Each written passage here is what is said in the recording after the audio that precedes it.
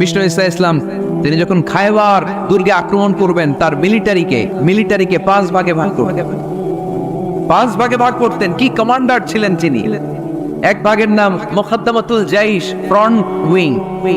ডান দিকে একটা থাকতো মাইমানা, বায়ে একটা থাকতো মাইসারা, মাঝখানে যে ব্যাটালিয়ন থাকতো এটার নাম কালব, পেছনেরটার নাম খালফ।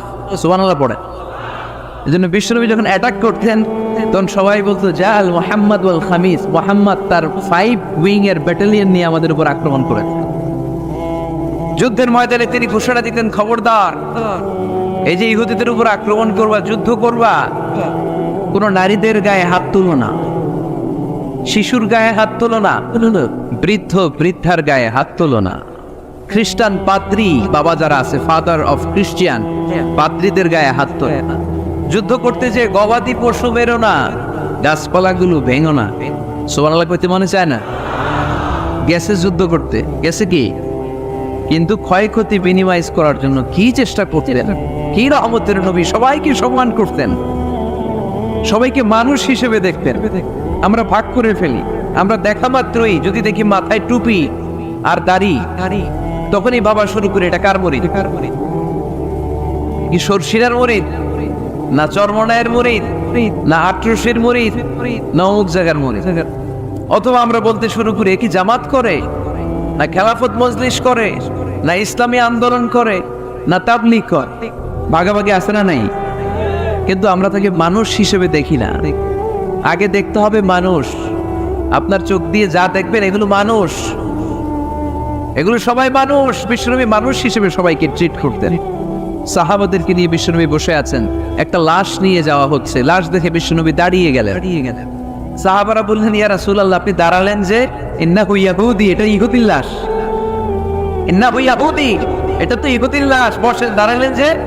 বিশ্বনবী বললেন, আওয়ালাইসাত নাফসান, এটা কি মানুষ না? সুবহানাল্লাহ পড়বেন না? আওয়ালাইসাত নাফসান, হোক না ইহুদি, হোক না খ্রিস্টান, হোক না আস্তিক আর নাস্তিক, এটা কি মানুষ নয়? সে মানুষ। সবার উপরে মানুষত্ব তাহার উপরে নাই।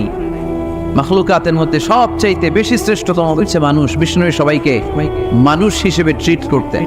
এজন্য বিশ্বনবী হচ্ছেন সবচেয়ে বেশি ব্রড মাইন্ডেড, মানে খোলা মনের, বড় মনের, দিল দরিয়া। ন্যারো মাইন্ডেড ছিলেন না।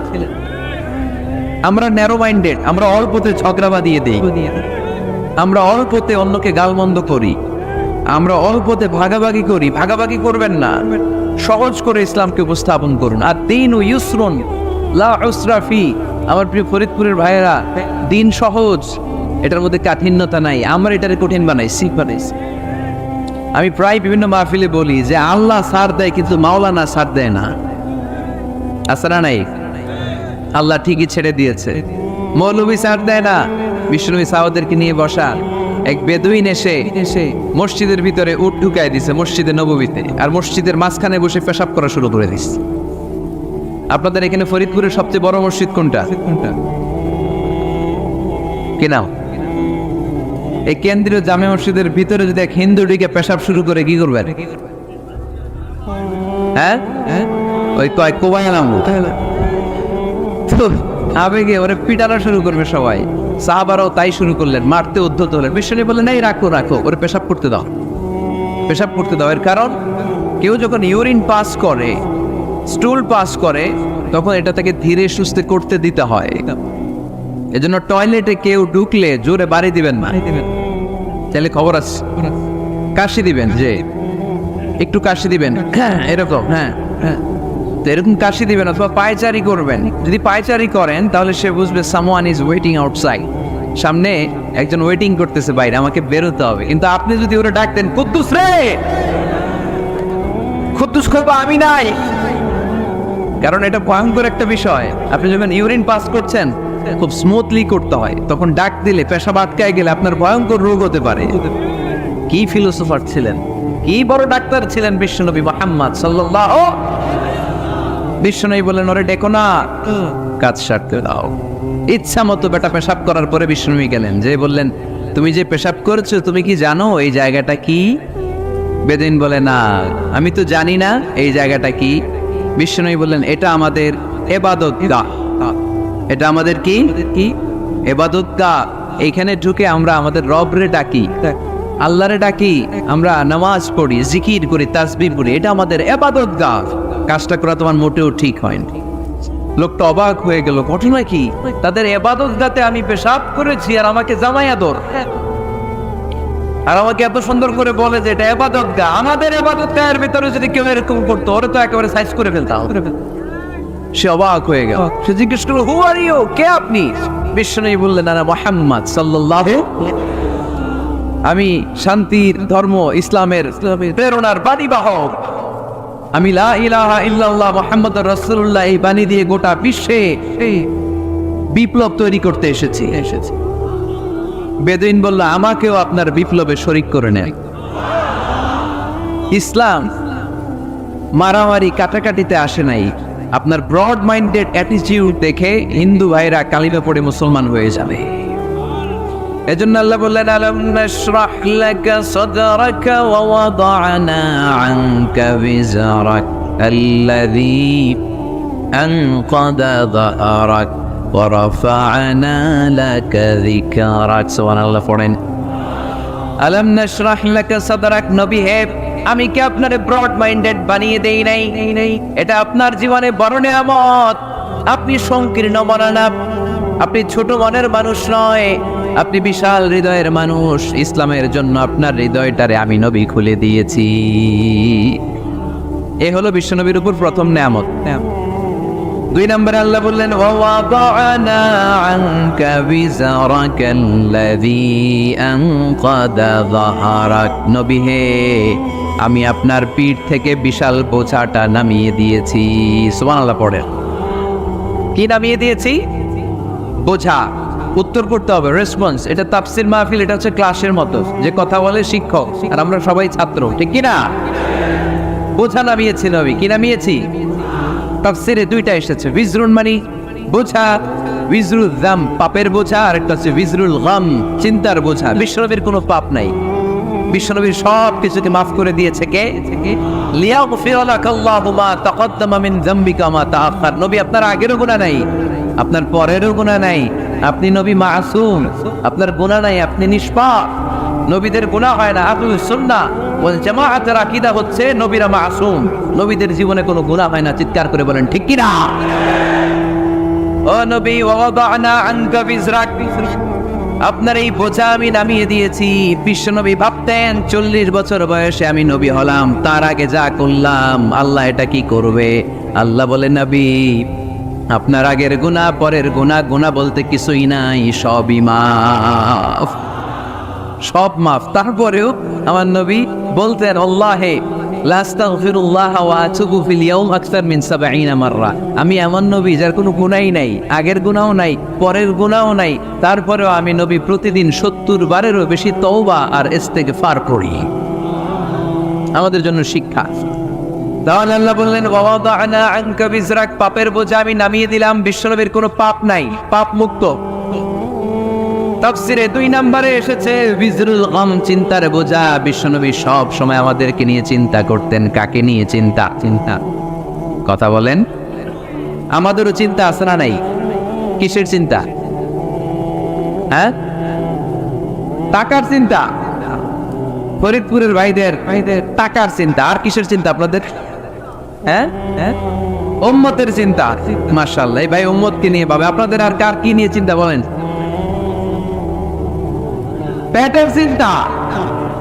এদিকে পাওয়া গেছে পেটের চিন্তা, এদিকে বউয়ের চিন্তা, কবরের চিন্তা। আর কিসের চিন্তা? আখিরাতের চিন্তা। তো আমাদেরও চিন্তা আছে, বিশ্বনবীরও চিন্তা ছিল। 2 চিন্তা কি এক? বিশ্বনবীর কাঁধে তো পুরো উম্মার জিম্মাদারি। কিয়ামত পর্যন্ত যারা পৃথিবীতে আসবে সবার জন্য বিশ্বনবী কাঁদতেন। এই আওয়াজ করে কে? এদিকে কি হয়েছে? আরে বসায় দেন। বিশ্বনবীর গোটা উম্মা নিয়ে চিন্তা। সব নবীকে আল্লাহ তাআলা একটা করে দোয়া দিয়েছিলেন আর বলেছিলেন, নবী একটা স্পেশাল দোয়া করার সুযোগ তোমাদেরকে দিলাম, ওই দোয়া করলেই কবুল হয়ে যাবে। কিন্তু সুযোগ পাবা জীবনে কয়বার? সবাই বলেন কয়বার? সব নবী কয়টা করে পাইছে? সব নবী তাদের দোয়াগুলো দুনিয়াতেই করে ফেলেছে। বিশ্বনবী বলেন লিকুল্লি নবিয়্যিন দাওয়া মুস্তাজাবা। এ দুনিয়াতে সব নবীদের একটা করে মুস্তাজাবুদ দাওয়া আছে। আল্লাহ বলেছে ও নবী একটা করে স্পেশাল দোয়া করার সুযোগ পাবা, দোয়াটা করা মাত্রই কবুল করে নেব। বিশ্বনবী বললেন এই পৃথিবীর বুকে যত নবী রাসূল দুনিয়ায় এসেছে সব নবীরা তাদের স্পেশাল দোয়া দুনিয়ায় করে ফেলেছে, ইল্লা আনা, কিন্তু আমি করি নাই। বিশ্বনবী বললেন ওয়া ইন্নী আখতাবিউ দাওয়াতি শাফাআতান লিউম্মতি ইয়াউমাল কিয়ামাহ। আমি আমার স্পেশাল দোয়াটা করি নাই, আমার স্পেশাল দোয়াটা আমি আমার গুনাহগার উম্মতকে বাঁচানোর জন্য কিয়ামত পর্যন্ত রেখে দিয়েছি। আমরা যেদিন বিপদে পড়ে যাব, যেদিন আমার আব্বা আমারে চিনবে না, আমি আমার আব্বারে চিনব না, নেতা তার কর্মীরে চিনবে না, কর্মী নেতারে চিনবে না, ঠিক কিনা? পীর সাহেব মুরিদরে চিনবে না, মুরিদ পীর সাহেবরে চিনবে না, স্বামী তার স্ত্রীরে চিনবে না, স্ত্রী তার স্বামীরে চিনবে না। নবী থেকে শুরু করে, অলি থেকে শুরু করে, শহীদ থেকে শুরু করে সবার মুখে একটাই জিকির, ইয়া নাফসি ইয়া নাফসি ইয়া নাফসি। আকাশের সূর্যটা যেদিন মাথার কাছে চলে আসবে, জমিনটা তামার জমিন হয়ে যাবে, সূর্যের তাপে মাথার মগজগুলো ভাতের মাড়ের মতো গলে গলে নাকের ছিদ্র কানের ছিদ্র দিয়ে টপ টপ করে বেয়ে বেয়ে নিচে পড়বে। ওই কঠিন দিনে কেউ কাউরে চিনবে না। বিষ্ণু বললেন ওই দোয়াটা আমি দুনিয়ায় করি নাই, আমি বদরের যুদ্ধে মার খেয়েছি, উহুদের যুদ্ধে দাঁত ভেঙেছি, আমি না খেয়ে পেটে পাথর বেঁধেছি।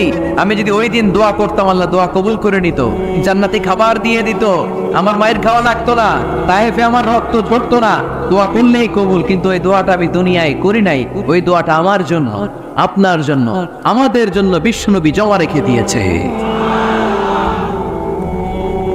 এজন্য বিশ্বনবীর চিন্তা আর আমাদের চিন্তা এক চিন্তা না, বিশ্বনবীর পুরা উম্মতের চিন্তা। কিয়ামত পর্যন্ত যত মানুষ আসবে সবাই আমার উম্মত, না জানি তাদের নসিবে কি হয়ে যায়। এই চিন্তার বোঝা বিশ্বনবীকে কাবু করে ফেলেছিল। আল্লাহ বললেন নবী নো টেনশন, কোনো টেনশন নাই, আপনার এই চিন্তার বোঝাকে আপনার পিঠ থেকে আমি আল্লাহ নিজ দায়িত্বে সরিয়ে নিতাম।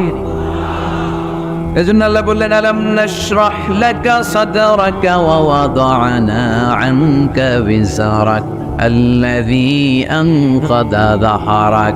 যেই চিন্তার বোঝা আপনাকে কষ্ট দেয়, যেই চিন্তার বোঝা আপনারে পেরেশান করে তোলে, আপনার পিঠ থেকে ওই চিন্তার বোঝা নবী আমি সরিয়ে নিলাম। কি দিয়ে সরিয়ে নিল? কোরআনের আলো দিয়ে। আওয়াজ করে বলতে হবে কি দিয়ে? বিশ্বনবী মক্কায় দেখতেন মূর্তির পূজা হয়, আল্লাহর ঘরের ভিতরে 360টা মূর্তির পূজা। বিশ্বনবী দেখতে পেলেন দুর্বলের উপরে সবলের অত্যাচার, বিশ্বনবী দেখতে পেলেন নারীদেরকে অত্যাচার করা হয়। কন্যা সন্তান হলে বাবা তার মেয়েটাকে নিয়ে জঙ্গলের ভেতরে ঢুকে কিংবা মরুভূমির ভেতরে যে জীবিত দাফন করে দেয়। ওয়াইদাল মাউফুদাতু সুইলাত ওয়াদুল বানাত। বিশ্বনবী এগুলো দেখতেন চারপাশে, দেখে এই পথহারা জাতিকে কিভাবে উদ্ধার করবেন, কি দিয়ে উদ্ধার করা যায়, এই টেনশনে বিশ্বনবীর পিঠ বাঁকা হয়ে গিয়েছিল, উপমা বাঁকা হয়ে গিয়েছিল। বিশ্বনবী সব সময় পেরেশান থাকতেন।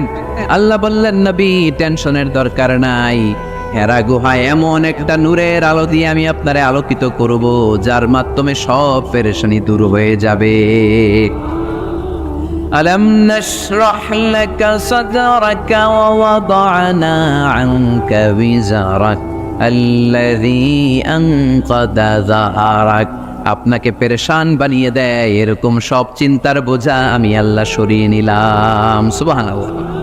দুইটা নেয়ামত শুনলাম, এবার 3 নম্বর নেয়ামত আল্লাহ বললেন ওয়া রাফা'না লাকা যিকরাক। এই আয়াতটা মুখস্থ করতে হবে আজকে, আমার সাথে সাথে পড়েন ওয়া রাফা'না লাকা যিকরাক। যিকরাক সবাই বলেন নাই, পড়েন ওয়া রাফা'না লাকা যিকরাক ওয়া রাফা'না লাকা যিকরাক। নবী হে, আপনার সম্মানকে আমি আকাশচুম্বী করেছি।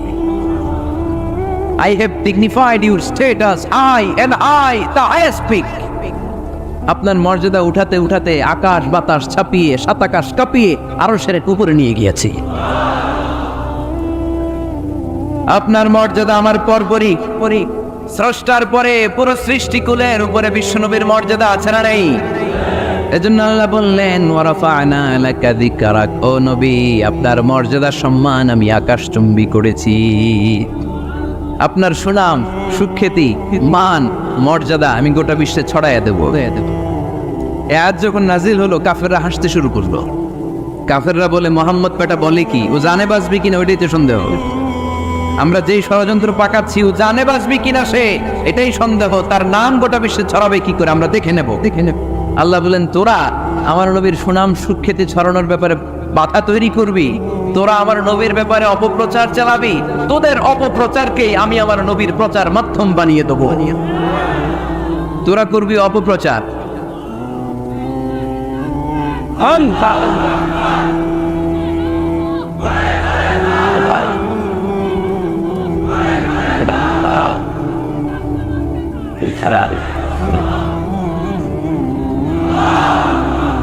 তোদের অপপ্রচারকে আমি আমার নবীর জন্য প্রচার মাধ্যম বানিয়ে দেব।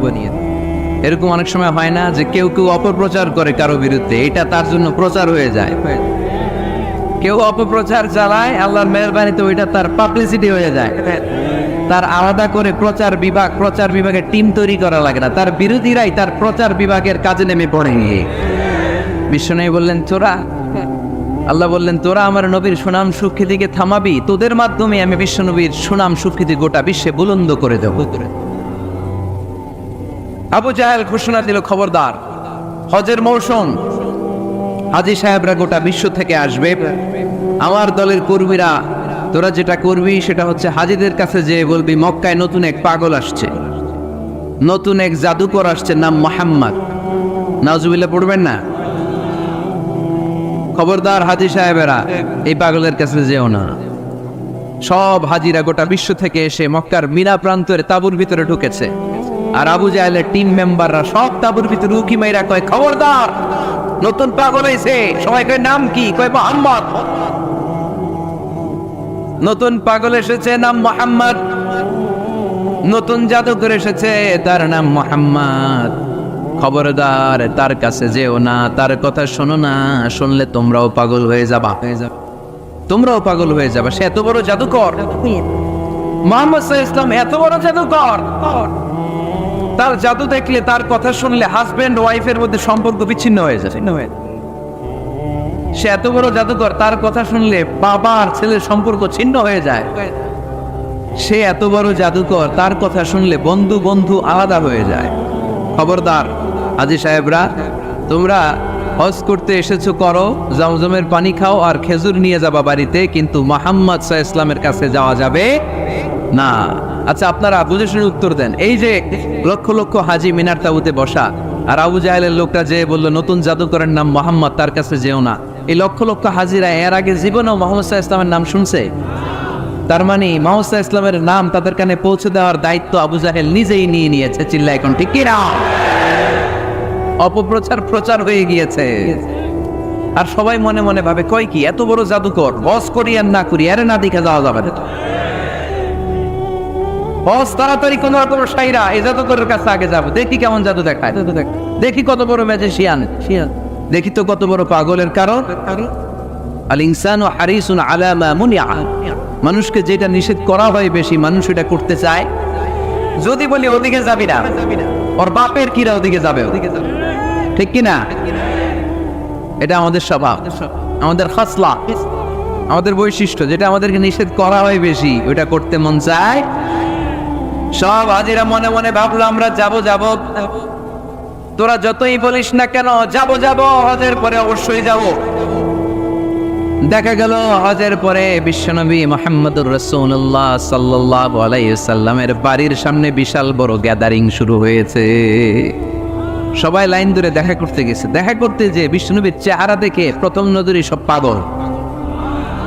চাঁদের চেয়ে সুন্দর তুমি নবী আমার কামলিওয়ালা, চাঁদের চেয়ে সুন্দর তুমি নবী আমার কামলিওয়ালা, দু জাহানের বাদশাহ তুমি প্যারা নবী সাল্লে আলা, দু জাহানের বাদশাহ তুমি প্যারা নবী সাল্লে আলা, চাঁদের চেয়ে সুন্দর তুমি নবী আমার কামলিওয়ালা। সুবহানাল্লাহ বলেন। এত সুন্দর চেহারা, বিষ্ণু ঈসা ইসলামের চেহারার মতো এরকম চেহারার মানুষ পৃথিবীতে আছে? দ্বিতীয়টা, অনেকে বলে সৈয়দনা ইউসুফ আলাইহিস সালামের চেহারা নাকি বেশি সুন্দর। সুন্দর ঠিক, কিন্তু আমার নবীর চাইতে বেশি নয়। বিষ্ণু নবী বলতেন আনা মালিহুন ওয়া আখি ইউসুফু সাবিহুন, আমার ভাই ইউসুফ হচ্ছে সাবিহ, সাবিহ মানে সাদা সুন্দর ধবধবে, আর আমি হচ্ছে মালিহ, মালিহ মানে এসেছে মিলহান থেকে, মিলহান মানে লবণ, মানে লাবণ্যময় সুন্দর। আমার ভাই ইউসুফ নবী সাদা সুন্দর, আমি লাবণ্যময় সুন্দর, কোনটার দাম বেশি? লাবণ্যময় সুন্দরের দাম বেশি। সৈয়দনা ইউসুফ আলাইহিস সালামের চেহারা দেখে মিশরের মেয়েরা লেবু কাটতে যে বা কমলা কাটতে যে, আনার কাটতে কমলা কাটতে যে আঙ্গুল কেটে ফেলেছিল, কোরআন তার সাক্ষী। ওয়াকাত্তা'না আইদিয়াহুন, আম্মাজান আয়েশা রাদিয়াল্লাহু তাআলা আনহা যখন এই ঘটনা শুনেছেন, তিনি মিশরের মেয়েদেরকে ডাক দিয়ে বলেছিল, ও মিশরের মেয়েরা, তোমরা ইউসুফ নবীর সৌন্দর্য দেখে লেবু কাটতে যে আঙ্গুল কেটেছ, আমার স্বামী পেয়ারা নবী মুহাম্মদ রাসূলুল্লাহর চেহারা যদি তোমরা দেখতা, তাহলে লেবু কাটতে যে আঙ্গুল নয়, কলিজাটা কেটে টুকরা টুকরা করে দিতা। আবার আম্মা জান আয়েশা বলতো, লাকুম শামসুন ওয়া লানা শামসুন, তোমাদের জন্য একটা সূর্য আছে, কিন্তু আমি আয়েশার জন্য আলাদা একটা সূর্য আছে। তোমাদের সূর্যটা প্রতিদিন সকালবেলা পূর্ব আকাশে উদিত হয়ে গোটা দুনিয়াটারে আলোকিত করে দেয়, আর আমার সূর্যটার নাম হলো মুহাম্মদ সাল্লাল্লাহু আলাইহি ওয়াসাল্লাম। মসজিদে নববীতে এশার নামাজের পরে আমার সূর্যটা আমার ঘরে উদিত হয়। তোমাদের সূর্য সকালবেলা পূর্ব আকাশে উঠে গোটা দুনিয়াটারে আলোকিত করে, আমার সূর্য মুহাম্মদ এশার নামাজের পরে আমার ঘরের ভেতরে যখন উকি দেয়, আমার পুরো ঘরটারে আলোকিত করে দেয় কে? এত সুন্দর চেহারা ছিল, ওনার চেহারার নূর দিয়ে হারানো সুই খুঁজে পেয়েছে বিশ্বনবীর স্ত্রীরা। চিল্লায় করা আল্লাহু আকবার। বিশ্বনবীর চেহারার সৌন্দর্যের সাথে কারো সৌন্দর্যের কোনো মিল হবে? No comparison with our beloved Prophet Muhammad sallallahu alayhi wasallam. Whether it's the fitness, whether it's the appearance, whether it's the status, no comparison with our Prophet. এটা ফিটনেসের দিক থেকে হোক, এটা চেহারার সৌন্দর্যের দিক থেকে হোক, এটা কণ্ঠস্বরের ঝংকারের দিক থেকে হোক, সম্মান আর মর্যাদার দিক থেকে হোক, আমার নবীর সম্মানের ধারে কাছেও সম্মান পৃথিবীর কারো হতে পারে না। চিল্লায় বলেন ঠিক কিনা?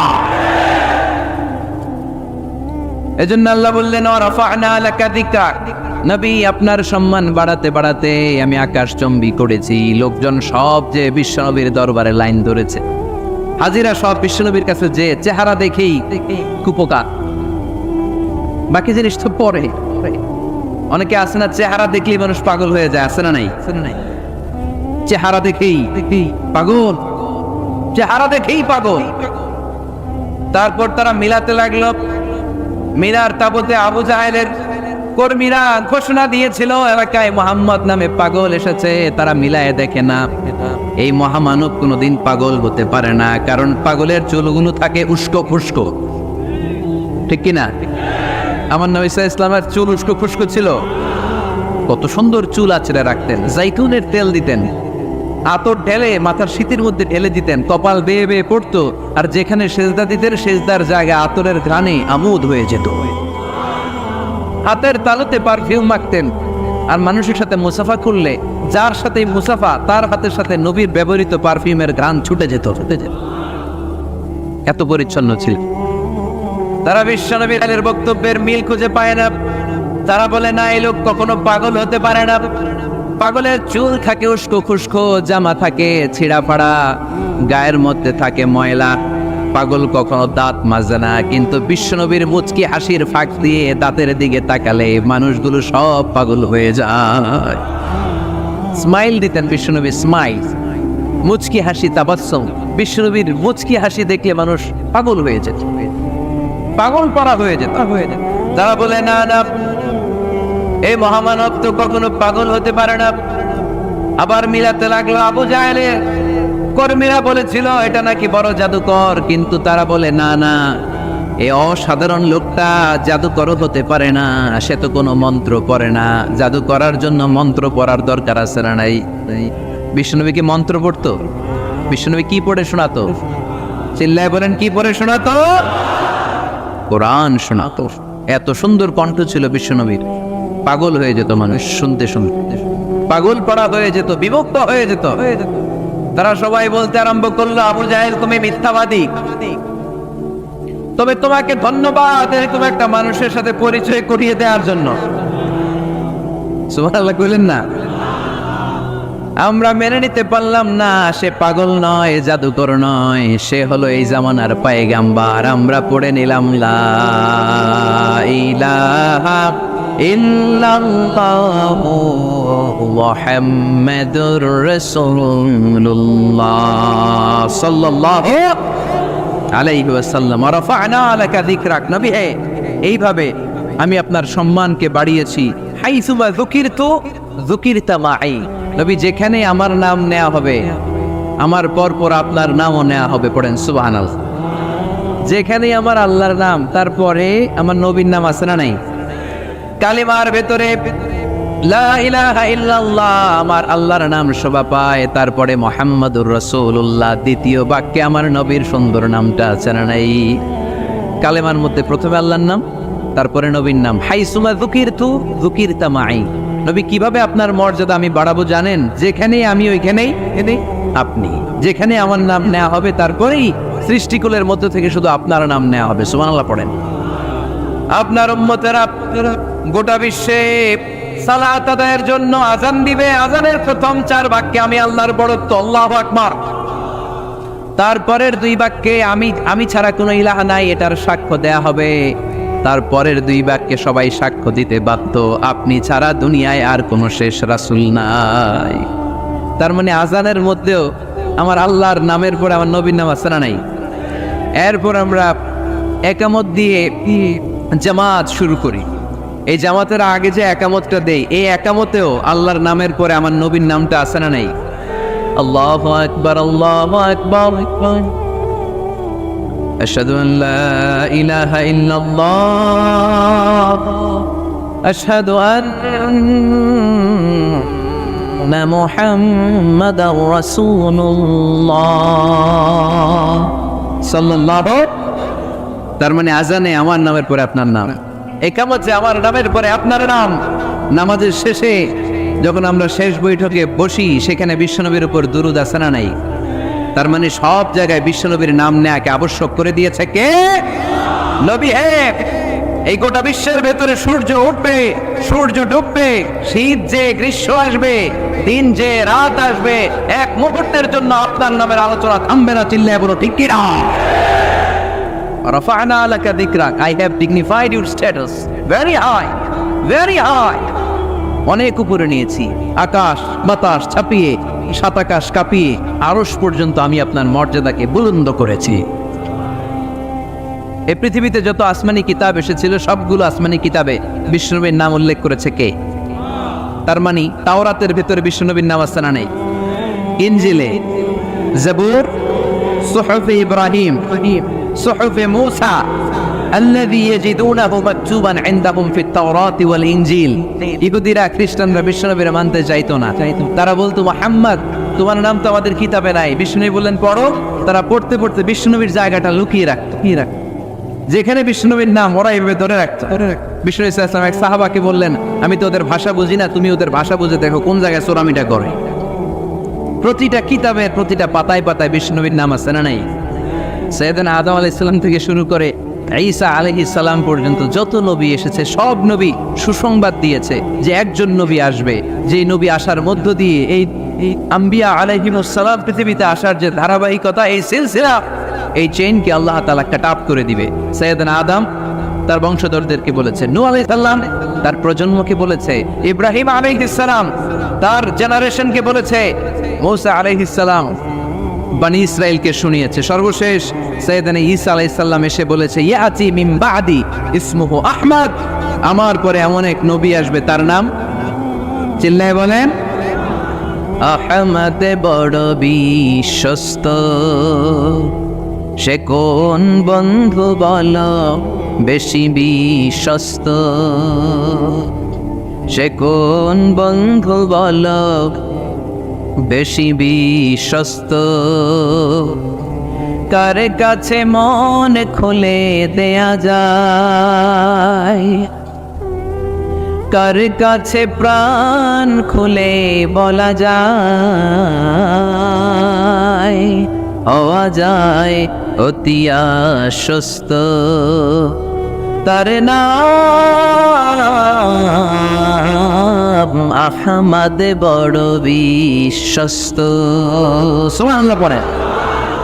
ইয়াতি মিন বাদি ইসমুহু আহমদ, আমার পরে এমন এক নবী আসবে তার নাম হবে আহমদ। এই নবীর পরে আর কোন নবী আছে? চিল্লায় বলেন লা নবিয়্যা বাদি ওয়ালা রাসূলা, আমার পরে কোনো নবীও নাই, আমার পরে কোনো রাসূলও নাই। তবে আমার পরে যদি নবী হওয়ার যোগ্যতা কারো থাকে, আমার ওমরে ফারুক নবী হওয়ার যোগ্যতা রাখে। কোনো নবী নাই, আমার পরে কোনো নবী নাই। তার মানে বিশ্বনবীর জীবনে 3 নম্বর নিয়ামত হলো রাফা'না লাকা যিকরাক। মর্যাদা আমি বাড়াতে বাড়াতে বাড়াতে বাড়াতে নবী অনেক উপরে নিয়েছি। আবার আল্লাহ আমাদেরকে ডেকে বললেন, ও ইমানদার বান্দারা শোনো, আমি স্বয়ং আল্লাহ তাআলা আমার ফেরেশতা বাহিনী নিয়ে এই নবীর উপরে স্বয়ং আমি দুরূদ পড়ি। ইন্নাল্লাহা ওয়া মালাইকাতাহু ইউসাল্লুনা আলান নবী ইয়া আইয়ুহাল্লাযীনা আমানু সাল্লু আলাইহি ওয়া সাল্লিমু তাসলিমা। পড়েন আল্লাহুম্মা সাল্লি আলা মুহাম্মাদ ওয়া আলা আলি মুহাম্মাদ কামা সাল্লাইতা আলা ইব্রাহিম ওয়া আলা আলি ইব্রাহিম ইন্নাকা হামিদুম মাজিদ। اللهم بارك على محمد وعلى آل محمد كما باركت على إبراهيم وعلى آل إبراهيم إنك حميد مجيد। চিৎকার করে পড়েন সুবহানাল্লাহ। এমন নবী যে নবীর উপর আল্লাহ নিজেই দুরূদ পড়ে, ফেরেশতারা পড়ে, এজন্য আমাদের উপর আর দরকার আছে না নাই? আবার আল্লাহ বললেন, নবী আপনি এমন নবী যেই নবীকে আমি হাউজে কাউসার দিয়েছি। লক্ষ লক্ষ নবীদের কাউরে কিয়ামতের দিন আমি হাউজে কাউসারের মালিক বানাবো না, শুধুমাত্র কেবলমাত্র একমাত্র আপনি ছাড়া। ইন্না আ'তাইনাকাল কাউসার ফাসাল্লি লিরাব্বিকা ওয়ানহার ইন্না শানিআকা হুয়াল আবতার। সুবহানাল্লাহ পড়ে। এই হাউজে কাউসারের পানি খেতে চান, পান করতে চান? বিশ্বনবী না দিলে খাইতে পারবো আমরা? হাউজে কাউসার পান করতে চান কারা? হাত তুলে দেখা।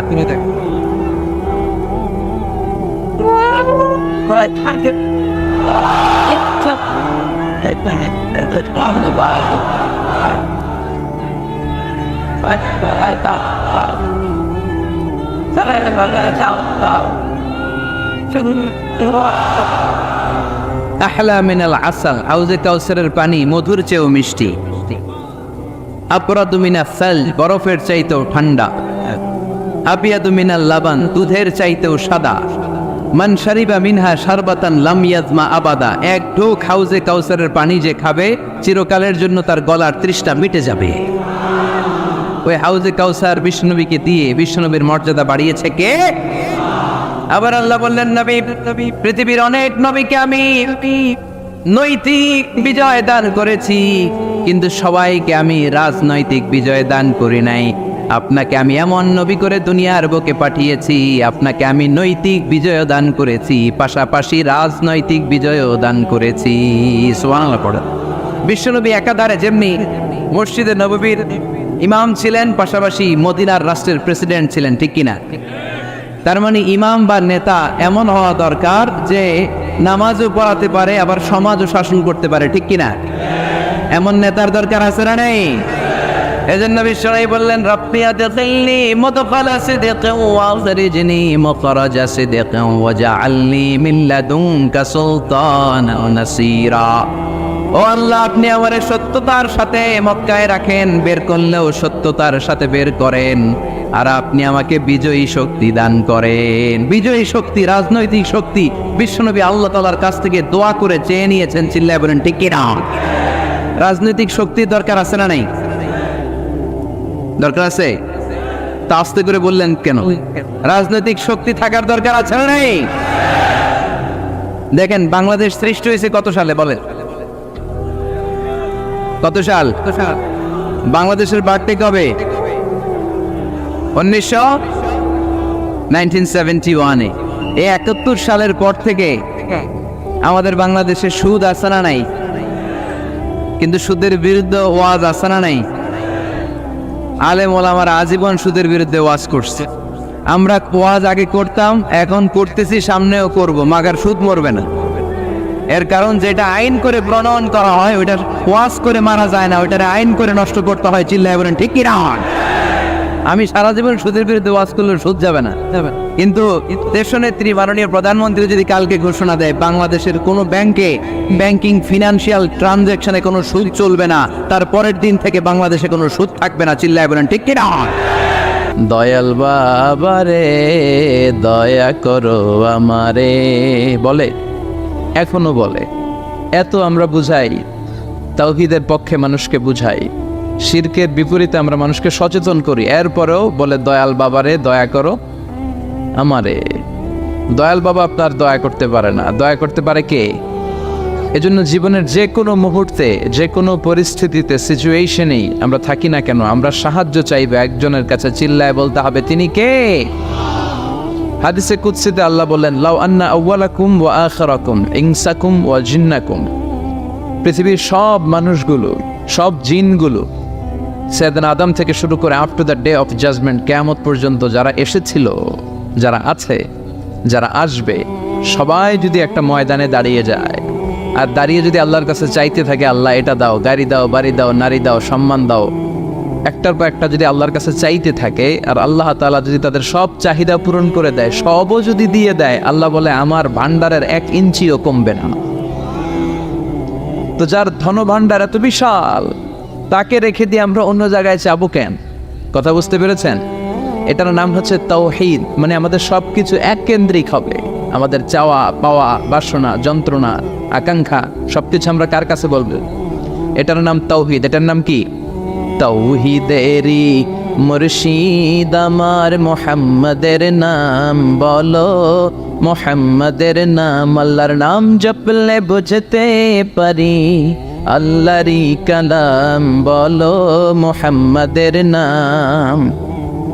ওই নামেরই রশি ধরে যাই আল্লাহর পথে, ওই নামেরই ভেলায় চড়ে ভাসি নূরের স্রোতে, ওই নামের বাতি জেলে দেখি আরশের মুকাম বলো, মুহাম্মাদের নাম। তাওহীদেরই মুর্শিদ আমার মুহাম্মাদের নাম বলো, মুহাম্মাদের নাম। চিল্লায় পড়েন আল্লাহু আকবার। তো এর নাম হচ্ছে তাওহীদ। তাওহীদ মানে হচ্ছে এক আল্লাহয় বিশ্বাসী হওয়া, ওয়াননেস অফ গড। আমাদের স্রষ্টা একজন। চিল্লায় বলতে হবে কয়জন? আরো জোরে বলেন কয়জন? খ্রিস্টানরা বলে ওদের স্রষ্টা 3 জন। কয়জন? এটাকে আরবিতে বলে তাসলিফ, ইংরেজিতে বলে ট্রিনিটি, বাংলায় বলে ত্রিত্ববাদ। খ্রিস্টানরা 3 খোদায় বিশ্বাসী, আর আমরা কয় খোদায় বিশ্বাসী? 1 খোদায়। খ্রিস্টানরা বলে আল্লাহ হচ্ছে একজন প্রভু, ঈসা আলাইহিস সালাম হচ্ছে দ্য সান অফ গড, আল্লাহর ছেলে। নাউজুবিল্লাহ পড়েন। আবার জিব্রাইল আলাইহিস সালামকেও আরেক খোদা মানে, তারা ওনাকে বলে দ্য হোলি স্পিরিট।